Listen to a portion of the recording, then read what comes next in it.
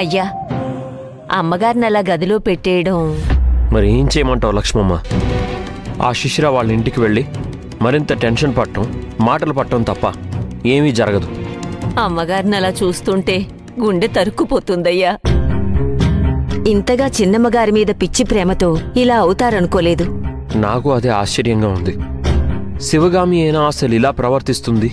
శివగామిలోని పరిణితి ఏమైపోయింది? శివగామి విచక్షణ ఏమైపోయింది? ఏమీ అర్థం కావడం లేదు. నా బాధ భయం కూడా అదేనయ్యా. అమ్మగారిని ఎప్పుడూ ఇలా చూడలేదు. నువ్వు మరీ ఎక్కువ జాలి చూపుకో.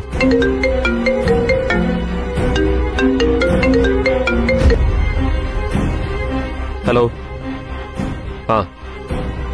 సరే, నేను వచ్చి కలుస్తాను. అక్కడికి వచ్చి మాట్లాడతాను.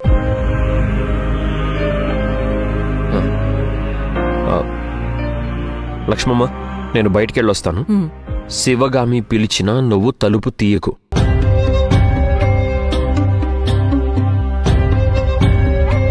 అమ్మా భైరవీదేవి, ఈ ఇంట్లో అందరికీ ఎందుకమ్మా ఇంత పరీక్ష పెడుతున్నావు?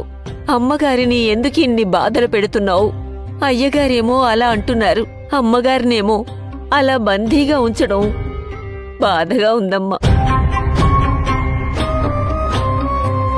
పాపం లోపల మంచినీళ్ళైనా ఉన్నాయో లేవో.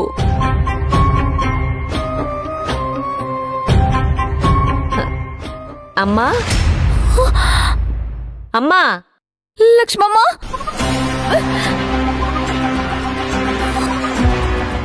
అమ్మా, మీకు నీళ్లు గాని కాఫీ గాని ఏమైనా కావాలా? నాకేం వద్దు. ముందు నన్ను బయటికి వెళ్ళని తలుపు తీ లక్ష్మమ్మ. అయ్యగారు కోప్పడతారమ్మా. అయితే నా మాటకి విలువివ్వవా? నా మాట వినవా? అది కాదమ్మా,